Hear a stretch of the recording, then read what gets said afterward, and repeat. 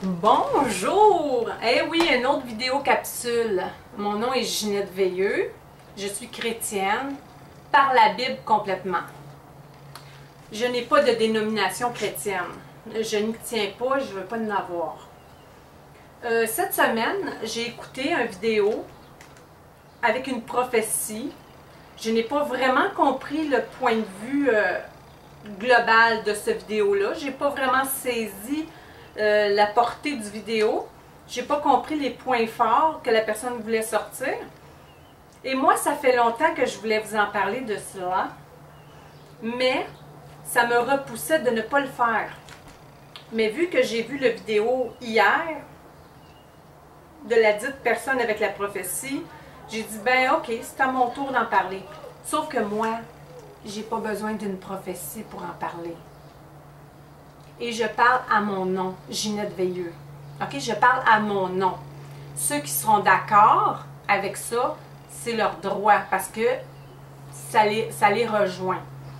Premièrement, en tant que chrétien baptisé et reçu le feu du Saint-Esprit, nous devons, Jésus, là, 2000 ans, nous a dit à tout le monde, et c'est toujours effectif, et ça sera toujours effectif, d'aller au-delà du monde, de guérir les malades, de soigner les lépreux, il y a aussi les baptêmes à faire, il y a aussi l'enseignement à faire, et tout, et tout, et tout, et tout, et tout, et tout. Bon. Moi, ça ne me dérange pas de le faire, mais j'ai un énorme problème. Un énorme problème. Premièrement, moi, je n'ai pas d'assemblée. J'ai pas une maison où ce que je peux accueillir des gens chez moi. J'ai pas de lieu pour ça. Ça ne se fait pas ici, c'est impossible. C'est impossible dans un sens. Là, je pourrais toujours m'arranger, mais c'est pas l'endroit idéal, admettons. Alors, s'il y a des gens qui s'en viennent vers Dieu parce que Dieu les attire, je les emmène où, moi? Où est-ce que je vais retribuer ces gens-là? Où est-ce que ces gens-là vont pouvoir aller? Ça, c'est une grosse question pour moi. Parce que je n'emmènerai pas ces gens-là dans un abattoir. Hein? Je veux que les gens que je vais amener qui vont venir vers Dieu, que Dieu a attiré vers moi pour qu'ils soient convertis, soient dans un endroit idéal. C'est sûr que la perfection totale, on a entendu qu'on est des humains, là. Je suis tout à fait consciente de ça. Mais c'est sûr qu'on ne veut pas que nos bébés, admettons, soit dans un endroit qui ne soit pas adéquat. Alors moi, je vais vous dire les points que moi, je trouve inadéquats. Puis, je n'ai pas besoin d'une prophétie pour vous les dire. Je les dis directement. Alors, ceux qui ne veulent pas l'entendre, fermez la vidéo. Je ne vous oblige pas. Moi, je n'oblige jamais personne. Hein? Vous faites ce que vous voulez. Mais la parfaite assemblée qui répond à mes besoins, à moi, pour envoyer les gens justement dans ces endroits-là. Regardez là, j'ai commencé à faire des t-shirts. Hein? C'est pas une blague, là. Je suis vraiment sincère dans mon cheminement, même si ça a été long. Regardez, je sais pas si vous allez le voir, là. Mais je fais des t-shirts et je vais en faire imprimer aussi. Excusez-moi, c'est très humide aujourd'hui. C'est pas pour le but d'en vendre et faire des profits, parce que je trouve ça trop cher. Déjà, en partant, le prix de base est très cher. Mais si j'arrive à faire des petits t-shirts comme ça pour ceux qui vont vouloir faire la même chose que moi, je vous donnerai les informations sur ma page Facebook. Je continue avec le sujet. Bon, les 4 points que je veux parler. Je vais les dire tout de suite, puis après ça, je vais les approfondir. Ceux qui sont dans les assemblées qui ne mangent pas, ceux qui sont dans les assemblées, les évangélistes, etc., qui repoussent le Saint-Esprit, les démons puis les mauvais esprits qui se promènent dans les assemblées, et les dîmes quand les pasteurs sont là qui attendent que le gros morceau là, arrive. Ça, c'est mes 4 points que moi, je ne veux pas voir dans une assemblée qui ne répond pas adéquatement à mes besoins. Bon, les gens qui ne mangent pas dans les assemblées. Est-ce normal de voir une assemblée de 1 500 000 qui a coûté ça, là, ou 1 million, là, puis que tu as les pasteurs devant, qui ont 2 voitures, sont habillés de la tête aux pieds, avec diamants, or, les beaux vêtements, bien coiffés, let's go, la vie est belle, et qu'il y a des gens qui crevent de faim dans l'assemblée, dans la salle. Hey, c'est normal, la personne qui creve de faim, elle voit son pasteur super bien habillé, là, mais chic and swell, là. Je vous parle pas de habillé propre, clean. Je vous parle super bien habillé, là. Hey, c'est normal, la personne qui creve de faim, qui fait « J'ai faim, j'ai faim », et que la personne creve de faim. Pourquoi moi, je ne veux pas ça? Pour les personnes que je vais emmener dans une assemblée. C'est simple, parce que n'importe qui peut, à un moment donné, être pris comme ça. Moi, ça m'est déjà arrivé de crever de faim avec mes enfants. Ça m'est déjà arrivé. Fait que ça peut arriver à n'importe qui, à un moment donné dans la vie. Ça peut arriver. Ça ne veut pas dire que ça va arriver. On peut prier pour ça, c'est sûr. Mais ça peut arriver. Il peut en avoir des occasions où ce que des mises à l'épreuve. Alors, si j'amène une personne comme ça dans une assemblée que tout va bien et qu'un jour ça va mal et que les pasteurs s'en foutaisent royalement, eux autres, ils vont bien, ils ont leur voiture, ils ont tout ce qu'il faut, leur compte en banque est parfait, mais la personne dans la salle crève de faim. Pour moi, c'est insécurisant. Je ne voudrais pas que ces gens-là n'aient pas le soutien et l'aide apportée. Moi, je ne vais pas dans les assemblées. Moi, je suis vraiment une autre technique. Moi, je suis dehors, je suis sur Facebook, je travaille d'une autre manière. Est-ce que la personne qui va être dans l'assemblée va se sentir démunie, pas aidée, pas soutenue, et elle n'osera pas demander? Est-ce que les pasteurs font leur emploi de savoir comment vont les gens dans l'assemblée? Ça, c'est un des détails. Et je n'ai pas besoin de prophétie pour ça. C'est évident. Je l'ai vu. J'ai vu des gens riches. J'ai vu des gens donner de l'argent pour la dîme. Et il y a des gens qui crèvent de faim dans la salle.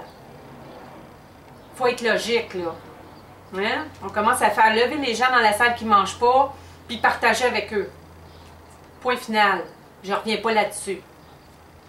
Maintenant, repousser le Saint-Esprit. Si moi, Dieu m'emmène des gens qui sont nouveaux chrétiens, souvent les bébés chrétiens sont dans la full puissance de Dieu. Hein? Ils sont « Wouh! » Moi, personnellement, je suis une personne utile, très, très utile et très pratique.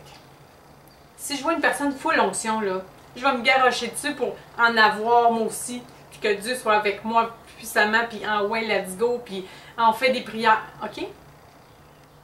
Alors, s'il y a une assemblée, qu'il y a 2, 3 évangélistes, un je sais pas trop quoi, puis un autre je sais pas trop quoi, puis que la personne, involontairement, s'avance à faire un geste pour aider dans l'assemblée, et on dit faut pas faire ça, qu'il n'y a pas d'éveil dans cette assemblée-là, je m'excuse. On ne repousse pas le Saint-Esprit. Ça, pour moi, là, ça ne marche pas. Ou si quelqu'un voudrait prendre la parole en avant. Ah, OK, il ne connaît rien. Mais le Saint-Esprit connaît tout, par exemple. Peut-être pas lui donner dans le milieu de l'assemblée à parler, mais vous pouvez peut-être le faire commencer au début. Il fait faire une petite prière. La madame, que ça fait 10 ans qu'elle fait l'intercession au début, là, ça va lui donner une petite pause. Comprenez-vous? Puis l'autre personne, elle va pouvoir se renforcer dans sa prière, puis voir que c'est pas si facile que ça, puis elle va se calmer. Tu sais, il y a des choses qui sont logiques dans la vie. Ou peut-être à la fin de l'assemblée, juste à la fin, dire « OK, viens prier pour tout le monde. » Ensuite, les démons. Ha! Ha! Ha! Je suis allée à plusieurs assemblées. Et ça ne se passe pas pareil tout partout. Il y a des assemblées qu'on voit là, que le pasteur a pris le contrôle de la pièce. On sent qu'il y a un feu alentour de la place. On sent qu'il y a un feu dans la rue même. On sent qu'il y a une barrière limite. Les démons ne rentrent pas là. Mais il y a d'autres places que je m'excuse là. C'est un one-way. Tu vois. Là, tu sens là. T'es là, tu dis, oh non, non, non, non. Là, t'es attaqué toute la semaine au complet. Moi, parfois, je me demande, est-ce que c'est voulu? Je ne vais pas envoyer un nouveau chrétien là-dedans. Ça, c'est sûr et certain. Ça, c'est, vous pouvez m'oublier. La dîme. La chère dîme. Dans la Bible, je n'ai pas le verset, je suis désolée, mais je l'ai vu il y a une couple de semaines, que c'est Jésus-Christ qui est devenu la dîme, que c'est Jésus-Christ qui est devenu le sacrifice. Un panier d'offrandes, un panier de dîmes, un panier pour les occasions spéciales. On ne sait plus où donner de la tête. On doit donner 3 enveloppes pour ne pas se sentir tout croche. Moi, non. J'ai pas envie que mes nouveaux chrétiens se sentent tout croche, surtout s'ils n'ont pas les moyens, qui sont monoparentales. Puis surtout quand on leur dit, ah, si vous ne payez pas votre dîme, vous n'avez pas vos bénédictions. Hey! Ho! Je m'excuse. Les bénédictions, Dieu les donne dans la Bible depuis 4000 ans.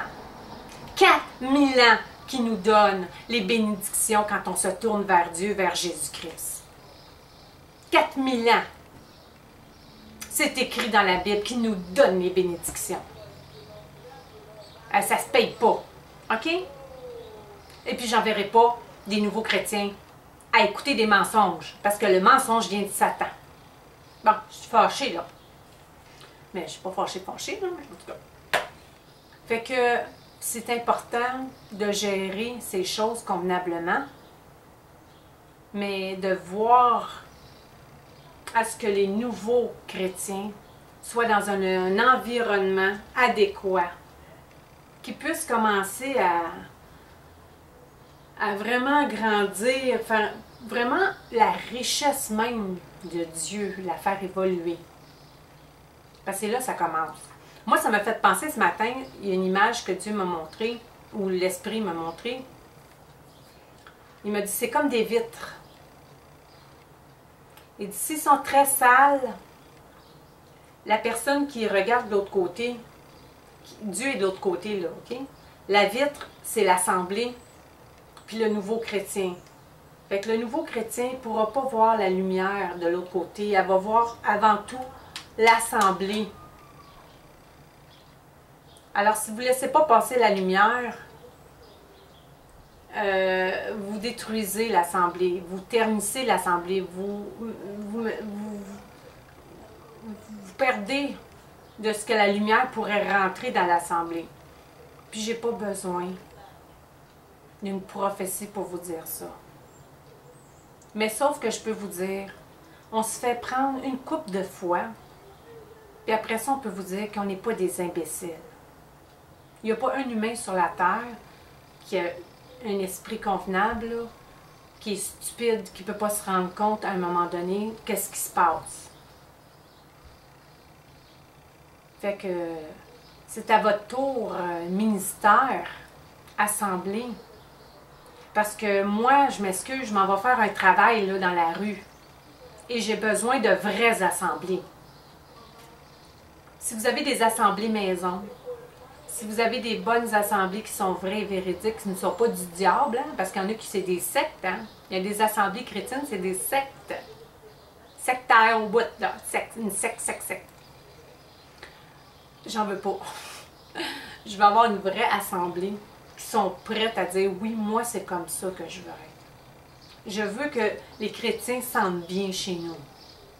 C'est ça que je cherche. Alors, si vous vous considérez comme une assemblée adéquate, écrivez en dessous de mon vidéo, puis je vais les prendre en note, parce que moi, j'ai pas juste des gens de Montréal, hein. J'ai des gens de partout dans le monde qui m'écrivent en privé, qui ont des problèmes. Et j'ai pas d'endroit vraiment où les diriger. Parce que moi, j'ai pas envie de les envoyer dans des vides poches, tu sais. Vous savez, il y a des gens qui ne sont pas chrétiens, hein, qui écrivent des commentaires tellement puissants que tu te dis, oh mon Dieu, ils n'ont pas tort. Vous reflétez ce que vous êtes. Les gens qui font du mal ou les gens qui font ça à leur guise, on reflète toujours qu'est-ce qu'on est. Alors les assemblées, c'est la même chose. Alors, si vous êtes une assemblée digne du nom de Jésus-Christ, ben vous me comprenez. Alors, je vous dis, soyez bénis, que Dieu soit avec vous puissamment et qu'il vous guide dans votre cheminement. Autant les assemblées que les nouveaux chrétiens. Soyez bénis. Bye bye.